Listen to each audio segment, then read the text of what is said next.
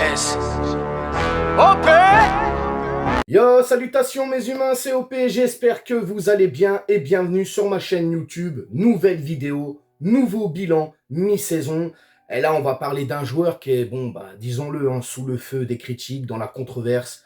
C'est un joueur qui fait beaucoup parler, mais avant toute chose, on s'abonne à la chaîne si ce n'est toujours pas fait. La petite clochette à côté, on clique dessus pour les notifications, le référencement. On met son plus beau pouce bleu et on lâche son petit commentaire. Donc, tu l'auras deviné avec cette miniature, bien évidemment, on va parler de notre Bondinois, notre joueur originaire de la Seine-Saint-Denis du 93. Saint-Denis, funky fresh. Randal Kolo Muani. Et on commence tout de suite. Randal Kolo Muani, RKM pour les intimes, 25 ans, international français, passé par le FC Nantes, équipe avec laquelle il va remporter la Coupe de France. Un petit prêt ensuite du côté de l'US Boulogne, si je dis pas de bêtises, direction la Bundesliga à Francfort avec Kevin Trapp, notre ancien gardien là-bas, dédicace. Et ensuite, il arrive dans les dernières heures du mercato estival cet été au Paris Saint-Germain pour un coût très élevé. On en reparlera après. Et accessoirement, quand il était jeune, voilà, je vais me faire plaisir, il a joué pour ma ville natale. Tremblay en France, 93T. Bon voilà, ça c'est pour la petite anecdote. Bref, Randal Kolo Muani, bon, comme je te l'ai dit, il est sous le feu des critiques, il est dans la controverse, il fait beaucoup parler, mais surtout sur les réseaux sociaux. Il y a une partie de cette communauté parisienne qui est toxique, faut le dire, moi je dis les termes les gars, cette partie de la communauté parisienne toxique, tu sais, qui est tout le temps dans la culture de l'instant. Tu vois, donc si le joueur il te met un doublé, c'est le meilleur du monde. Si le lendemain il rate un doublé ou il rate juste un but ou une passe, c'est le plus nul du monde. Voilà, cette culture de l'instant. Tu as aussi cette génération FIFA. Tu sais, le joueur sur FIFA, il a 95 en vitesse. Et ben dans la vraie vie, il faut qu'il ait aussi 95. Sinon, il est nul. Bon bref, en tout cas, il est pris en grippe par une partie de ces gens-là. Alors je vais m'expliquer, moi. Oui, c'est vrai, Randal Kolo Muani a des qualités exceptionnelles. Je vais pas dire jusqu'à là, mais il a quand même de très belles qualités. On les connaît. Alors oui, effectivement, Randal Kolo Muani n'affiche pas un niveau tel qu'on l'attendait. C'est-à-dire du haut niveau. Effet Coupe du Monde, effet Francfort et tout ce que tu veux. Mais les gars, il y a des paramètres à prendre en compte. Alors la Coupe du Monde, oui, il a mis un niveau tel que tu te dis, waouh, truc de fou. Mais encore une fois, l'enflammade des gens. Voilà, les gens le découvrent maintenant. Parce que les gens, quand il était à Nantes, ils ne le calculaient pas. Il n'y a que maintenant que les gens ils le calculent. Ouais, les graphes, machin. Mais quand il était à Nantes, personne ne calculait. Il faisait partie des bons joueurs de Ligue 1. Voilà. Des petits jeunes, des petits attaquants à en devenir, si je puis dire. Mais bon, il affiche un haut niveau à la Coupe du Monde. Tu te dis, waouh, quand même quelque chose. Ensuite, il confirme à Francfort. Superbe saison à Francfort, on va pas se mentir. Il joue dans ce rôle d'avant-centre. On en reviendra après. Je vais essayer de m'expliquer et je vais essayer d'être le plus objectif possible. Alors, il fait quand même une cinquantaine de matchs avec Francfort, si je dis pas de bêtises, un peu plus de 20 buts. Il est à 15 passes décisives, toutes compétitions confondues. C'est quand même pas mal. C'est même très bien. Et il est titulaire indiscutable dans cette équipe. Il joue à 3 attaquants. Il était en pointe. L'effectif avait quand même tendance à jouer pour lui, en tout cas au milieu de terrain, et les 2 attaquants de soutien qui étaient avec lui jouaient quand même pas mal pour lui donnaient beaucoup de ballons. Là, il est dans un autre registre au Paris Saint-Germain, les gars. Il n'est pas titulaire déjà de base, il est dans la rotation. Comment voulez-vous qu'un joueur qui soit dans la rotation, ça fait 5 mois qu'il est dans une nouvelle équipe, ait le même rendement qu'il avait la saison dernière?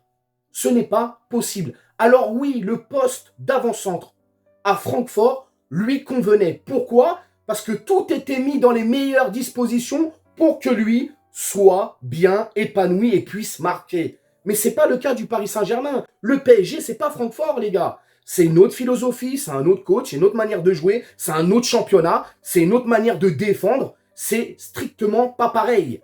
Donc on ne peut pas reprocher ça à Kolo Muani. Mais à côté, il affiche quand même des stats au PSG depuis son arrivée qui sont pas dégueulasses.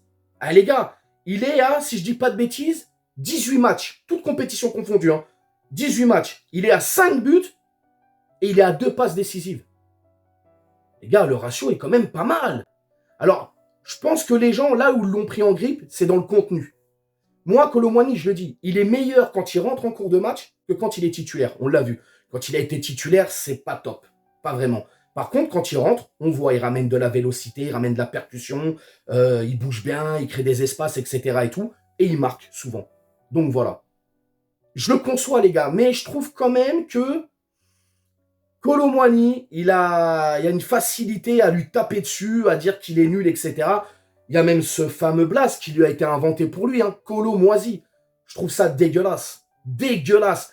Parce que la plupart de ces gens-là qui l'appellent comme ça, vous étiez tous derrière votre écran pendant la Coupe du Monde et vous vous êtes levés quand il avait le ballon. Hein, à Francfort, vous étiez tous là. Ouais, il est incroyable, il est trop fort. Faut que le PSG le ramène. Et maintenant que le PSG le ramène et qu'il n'est pas comme vous l'imaginiez, parce qu'il y a, encore une fois, tous ces paramètres à prendre en compte, et bien maintenant, il faut le descendre. Il faut lui taper dessus. Alors, j'entends bien. Les gens ne sont pas contents. Les gens attendent plus. Il n'y a pas de problème. Il n'y a pas de problème. Oui, il n'est pas au niveau qu'on espérait, notamment sa somme, la somme dont le Paris Saint-Germain l'a acheté à Francfort. 90 millions, 85 millions, plus 5 de bonus. 90 millions. Moi, je suis d'accord avec ça. Kolo Muani, pour moi, ça ne vaut pas 90 millions. Allez, en tout et pour tout, maximum 40 millions. Avec des bonus, tu peux mettre 5, 45, 50. Pas plus. 90 millions, c'est très cher. Je pense qu'il y a aussi ça. Il y a aussi le fait qu'il doit digérer le prix de son transfert. Et puis, il y a la pression, les gars. Il a 25 ans. Il y a toute cette pression parisienne autour, etc., qui fait que, tranquille, il faut qu'on soit patient. Randall, il a du niveau. Randall, il a des qualités. C'est un très bon joueur de foot. Et c'est un bon attaquant. Il est polyvalent. Mais pour moi, ce n'est pas un avant-centre au Paris Saint-Germain. En tout cas, je pense qu'au PSG, on ne doit pas l'utiliser comme avant-centre. On doit l'utiliser autrement. C'est-à-dire, soit dans la rotation avec Dembélé, soit dans la rotation avec Kylian Mbappé, ou soit derrière l'attaquant en espèce de faux neuf, ou peu importe, mais pas en avant-centre. Pour moi, à Paris, ce poste d'avant-centre, c'est pas pour lui. Il n'est pas fait pour lui. C'est vraiment comme ça que je vois les choses. Mais encore une fois, je le répète, c'est pas dégueulasse, les gars. 18 matchs, 5 buts qu'il met, 2 passes décisives, toutes compétitions confondues, en 5 mois au PSG, c'est bien, les gars.